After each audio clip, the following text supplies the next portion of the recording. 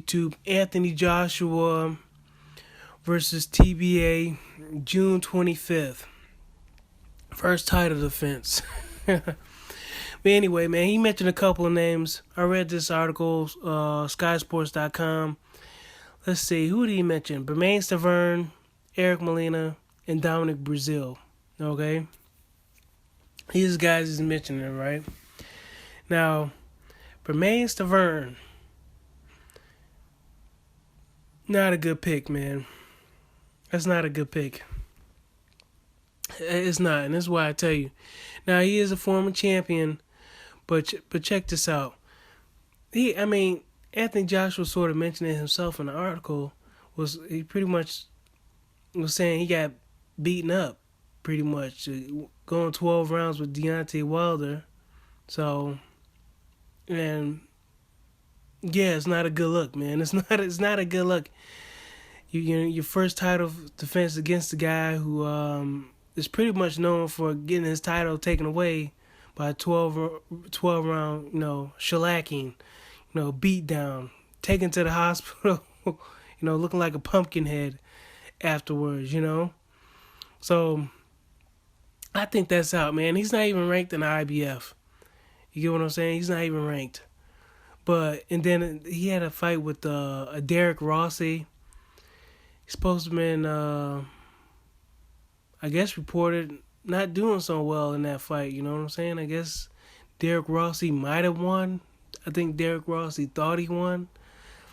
So that's a bad look. So you have a guy that's last two fights not looking so good. Not looking too hot. In the way Anthony Joshua kind of framed it up is he wanted to fight him just I guess go a few rounds. He's supposed to be tough. But yeah, Joshua was kind of talking kind of reckless in his article. But anyway, Dominic Breazeale, no.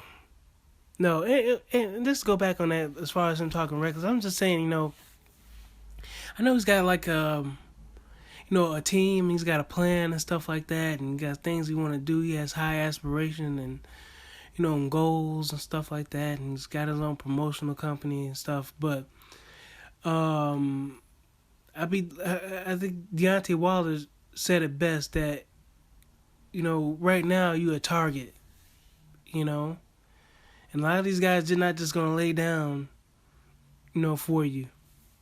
Unlike Charles Martin, I guess, if you want to say Charles Martin laid down, a lot of guys are going to be looking to take you out now, man. They might go that extra step. They might be willing to risk their life to put their health on the line, even though them just doing it in the ring, maybe one punch ain't going to do it. Maybe two punches ain't going to do it. You know what I'm saying? Maybe you're going to have to go life and death, just to get these guys out of there. But moving along from that, man, let's see who else we have. Dominic Breazeale, like I said, man, Dominic Breazeale is not a good pick for me. I wouldn't pick Dominic Breazeale. I know Anthony Joshua called him out. I'm not sure if he's on some kind of campaign in the United States or something like that. I don't know why he feels as if he has to pick an American opponent. But these are the opponents that he's picked. And maybe he feels as if they're easy pickings. But Dominic Breazeale is not going to do anything for him, but maybe keep him busy. But it's just going to make him look bad at the end of the day. It's going to make Dominic Breazeale look bad. It's going to make him look bad, As far as the opponents that he picks, he wants valuable opponents, not just any opponent, some valuable opponents. So I would say no with Dominic Breazeale. Dominic Breazeale should be fighting like Charles Martin. That would be a good comeback fight for Charles Martin, Dominic Breazeale. We can save him for, American contenders. I know Dominic Breazeale is ranked. Should he be ranked? Yay and nay. So high. Yay and nay. But he has a lot to do over here in the U.S., you know what I'm saying? He still has to separate himself from the pack over here in the United States of America, So no to Dominic Breazeale. That wouldn't be a valuable opponent in my book. Eric Molina.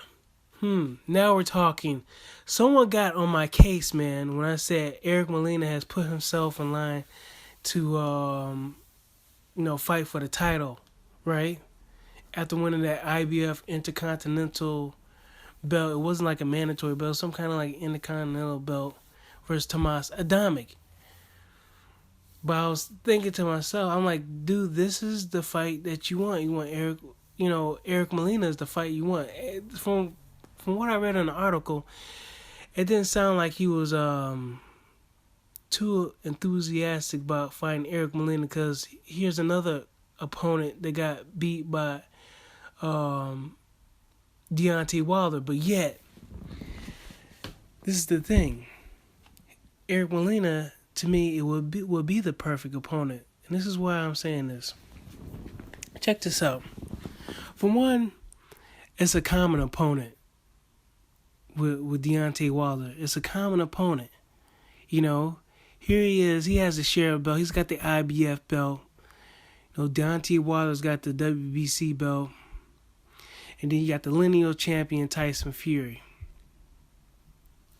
If they can't fight each other, all they can go based off of is like some common opponents. Until they fight. It's like Pacquiao Mayweather, or Mayweather.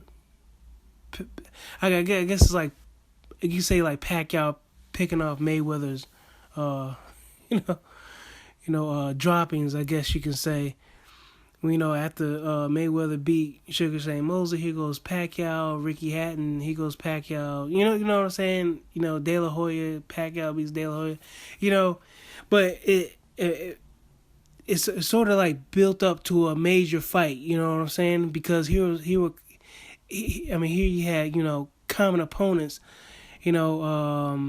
fighting these champions, and I would think Eric Molina would be the best bet, because everybody's going to remember that knockout, man, versus Tomas Adamic, man. Everybody's going to remember that.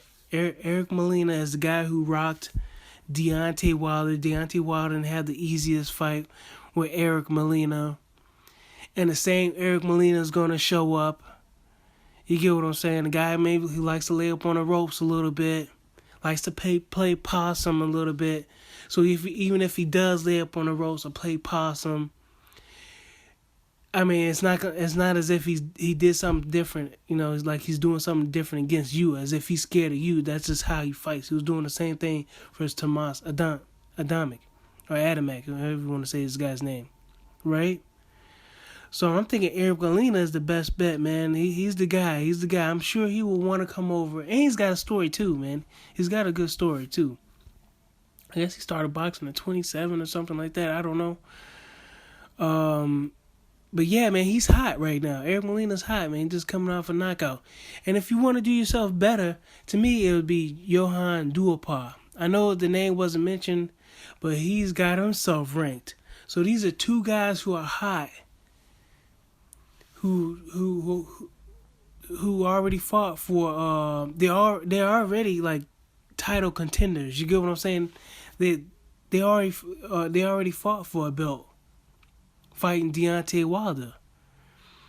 So these are titleists. You know what I'm saying? These aren't just like top contenders. These are like titleist contenders. You know what I'm saying?